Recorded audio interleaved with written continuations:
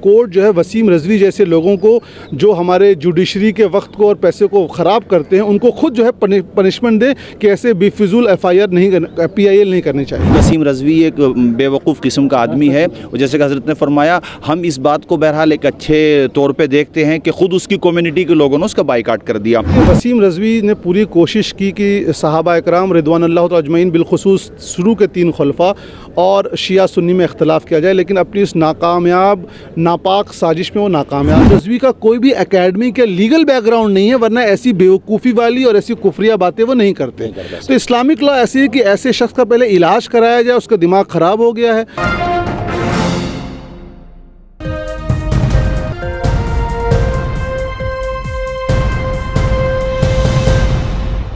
अभी जिस तरह से वसीम रिजवी का जो मामला गरमाया हुआ है और मुसलमानों में उसको लेकर जिस तरह से नाराज़गी है, इसी सिलसिले में असद फजलुल्लाह साहब हैं जो जामिया हमदर्द के प्रोफेसर हैं। इनका ये कहना है कि इससे पहले कोलकाता हाई कोर्ट में भी इस तरह का मामला सामने आया था, जिसमें हाई कोर्ट ने उस पूरे मामले को हियरिंग के लिए एक्सेप्ट नहीं किया था, रिजेक्ट कर दिया था। और इस पूरे मामले पर क्या कहना है, हम इनसे ख़ुद बात करेंगे। क्या कहना चाहेंगे जिस तरह से आप रेफरेंस दे रहे थे एक कोलकाता हाई कोर्ट का? जी देखिए, कुरान मजीद की जिन आयतों को लेकर कुछ लोगों ने एतराज़ किया है, 26 आयतें कि वो नॉन वायलेंस को प्रमोट करती हैं, एंटी सोशल हैं, तो जिन लोगों को अरबिक आती है वो अरबिक में इसमें बहुत से लिटरेचर पढ़ सकते हैं। जिनको अरबिक नहीं आती है वो उर्दू इंग्लिश में पढ़ सकते हैं। जो ये तीनों नहीं पढ़ सकते, तो पंडित लक्ष्मी नारायण जी जो भी ज़िंदा हैं और लखनऊ कानपुर के हैं, उनकी किताब इस्लाम मिथ्य और सत्य, ये दिल्ली से छपती है, आप उसको भी ले सकते हैं। उनमें हर कुरान शरीफ की आयतों को पेश किया गया है, जिसको लोग गलत तरीके से पेश करते हैं। ये तो हो गया एकेडमिक इसका आंसर। अगर हम लीगल आंसर इसका देखें तो इससे पहले भी कलकत्ता हाई कोर्ट में 1974 में, उसके बाद बहुत से बार ऐसा किया गया। हाई कोर्ट ने कह दिया कि court does not, judiciary does not have right to interfere in religious books whether it is Quran और गीता और महाभारत, इसी और बाइबल, क्लियर कहा। उसके बाद ये भी कहा कि court does not interfere in the matters of philosophy and science. और फिर ये कहा कि 295A को जो बेसिस बुनियाद बनाकर किया गया है, तो 295A ये है कि लोगों के बीच में धर्म को लेकर उनके जज्बात को ठेस पहुंचाना और आपसी द्वेष लड़ाई को फ़रोग करना। तो हाई कोर्ट ने कहा कि खुद पेटिशनर के ख़िलाफ़ जो है ऐसा होना चाहिए, क्योंकि कुरान मजीद को 1400 ईयर्स में किसी ने ये नहीं कहा, और पूरी दुनिया में ये कुरान शरीफ छप रही है, लोग पढ़ रहे हैं। और कोर्ट ने ये भी कहा कि there is no record that people have indulged in violence because of the teachings of the Quran. और सबसे अहम बात जो मैं बताना चाहता हूँ, कोर्ट ने कहा all the versus were taken out of context, जिसको कहते हैं हिंदी में संदर्भ। तो संदर्भ के बिना उसकी व्याख्या की गई कि बात कुछ और है और उसको आप तोड़ मरोड़ के कुछ और पेश कर रहे हैं। हम उर्दू में इसको साको से बाग कहते हैं। तो हाई कोर्ट ने कहा कि all the verses which have been filed by the petitioners were taken out of context. तो हम चाहते हैं इस पूरे मसले में, हम ये चाहते हैं कि हमारे जो स्कॉलर्स हैं, उलमा हैं, उन 26 आयतों को एक एक करके इंटरनेट पे अपलोड कर दें, और उससे आप देखिएगा ये एक मूवमेंट शुरू होगा। लोग और ज़्यादा कुरान शरीफ को पढ़ेंगे, और इनफैक्ट नॉन मुस्लिम्स भी इसको पढ़ रहे हैं। तो ये एक सिर्फ कोर्ट के वक्त और उसके पैसे को वेस्ट करना और लोगों के धार्मिक भावनाओं को चोट पहुंचाना है। हम यही चाहते हैं और हमारी आग्रह है कि कोर्ट जो है वसीम रिजवी जैसे लोगों को, जो हमारे जुडिशरी के वक्त को और पैसे को ख़राब करते हैं, उनको खुद जो है पनिशमेंट दे कि ऐसे बेफिजूल FIR नहीं, PIL नहीं करनी चाहिए। जिस केस का आपने रेफरेंस दिया कि इलाहाबाद हाई कोर्ट का ये कलकत्ता हाई कोर्ट का ये फैसला है, तो उसको कितना अहम मानते हैं, ख़ासतौर से इस कॉन्टेक्स्ट में? अगर सुप्रीम कोर्ट में ये पूरा मामला गया, हालांकि अभी एक्सेप्ट नहीं किया है इसको हियरिंग के लिए, तो क्या उम्मीद करते हैं कि ये फैसला जो है ये कितना कारगर साबित होगा और क्या इसका रेफरेंस दिया जा सकता है? जी बिल्कुल, ये एक प्रेसिडेंस है इलाहाबाद हाई कोर्ट में, और इसमें अहम बात क्या है कि जो इसमें जो रिस्पोंडेंट थे, it was state of West Bengal. जो पश्चिम बंगाल सरकार थी, उन्होंने इस एतराज़ का जवाब दिया, और केंद्र सरकार वेस्ट बंगाल सरकार के साथ थी।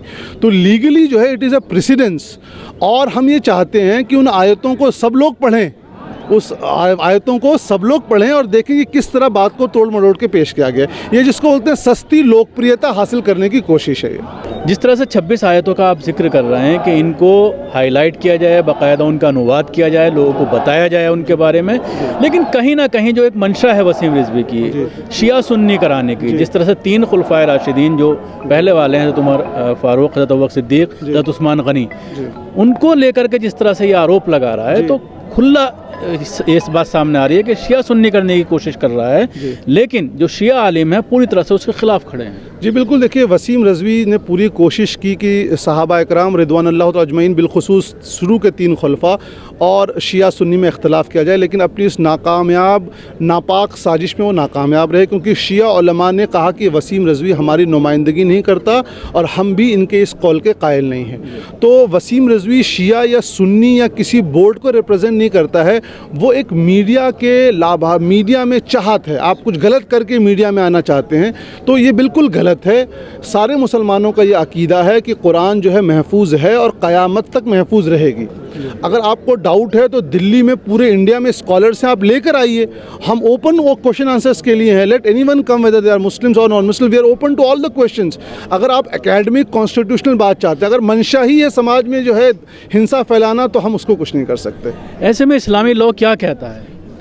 मैं यहाँ पर जो हज़रत ने बताया उसी की तायद करूँगा। यहाँ पर जो अभी आप कह रहे थे कि ये 24 आयत के सिलसिले में हमारे जो गैर मुस्लिम बिरादरान समझना चाहते हैं, तो उस सिलसिले में अल्लामा यासीन अख्तर साहब जो आज के इवेंट के एक तरीके से ख़ास मेहमानों में से एक थे, उनकी एक किताब है, वो मैंने फ़ेसबुक पे अपलोड की और रोशन मुस्तकबिल के नाम से फ़ेसबुक पे एक पेज है, वहाँ पर जो हज़रात चाहते हो वो तीनों भाषाओं में है, यानी वो हिंदी में भी है, इंग्लिश में भी है और उर्दू में भी है।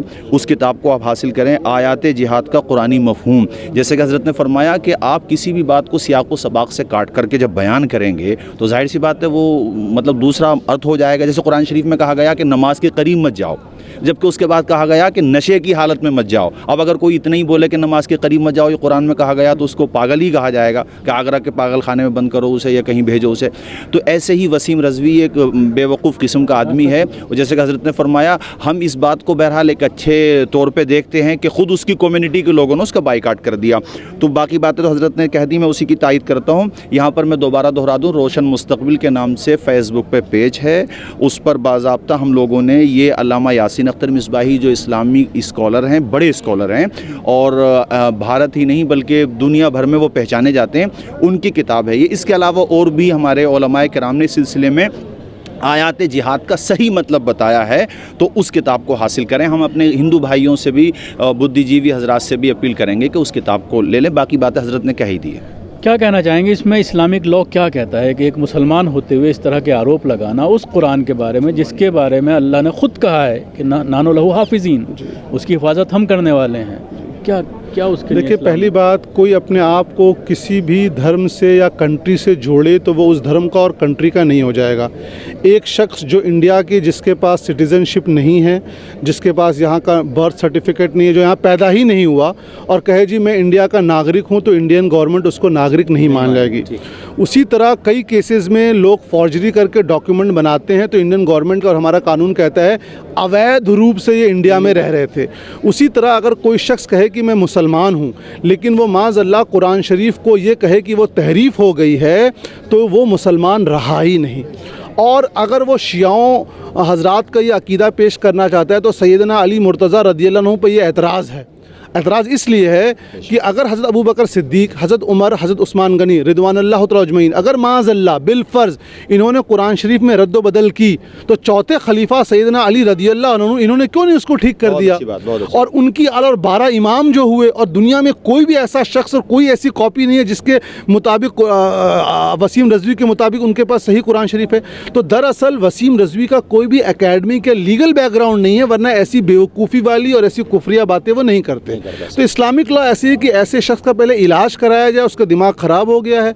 चूँकि यहाँ पे इस्लामी कानून नहीं, इंडियन गवर्नमेंट है और यहाँ पर हम कॉन्स्टिट्यूशन को फॉलो करते हैं, इसलिए हम लॉ के थ्रू ही बोलेंगे कि ये जो है इंडिया में ऑलरेडी इंडिया का डेमोक्रेटिक जो इंडेक्स है वो ऑलरेडी इंटरनेशनल लेवल पे गिर गया है। पिछले हफ्ते रिलीज़ आई है कि जमहूरियत गिर गई है। उसमें एक चीज़ जो कही गई है, because of the judgements against minority. तो हम चाहते हैं कि ऐसे लोग, शरपसंद लोग, असामाजिक तत्व जो हिंसा को बढ़ावा दे रहे हैं, सोशल मीडिया में फ्यूल कर रहे हैं, उनको सख्त से सख्त सज़ा हो। वो इसलिए कि इनको नहीं रोका गया। तो म्यांमार में जो वायलेंस हुआ था वो फेसबुक के ज़रिए हुआ था। तो ऐसे लोगों को एंटरटेन नहीं करना चाहिए। हाँ, we are open to question answers. कोई भी हमारा देशवासी, चाहे वो किसी भी धर्म का हो या न धर्म का हो, वो नास्तिक हो, अगर उसको कुरान शरीफ या इस्लाम के बारे में कोई भी डाउट है, वो फेस टू फेस आकर हमसे पूछे। We don't entertain social media, क्योंकि सोशल मीडिया पे एक मुहिम चल रही है, the more you engage the wider publicity you get. इसलिए मैंने कोई गलत चीज़ डाल दी, अब उसको 1000 नौजवान बच्चों ने लाइक कर दिया, मुझे लोकप्रियता हो गई। इसलिए हम सोशल मीडिया के ज़रिए इस्लाम सीखने को हम प्रमोट नहीं करते। हमारे यहाँ बड़े बड़े उलमा हैं, स्कॉलर्स हैं। आप जामिया हमदर्द है, यहाँ पे स्कॉलर्स हैं। कोई भी क्वेश्चन पूछिए, आपको जवाब मिलेगा। सभी अहम खबरों के लिए न्यूज़ MX को सब्सक्राइब करें, साथ ही बेल आइकॉन को जरूर दबाएं। लाइक, शेयर, कमेंट करना ना भूलें।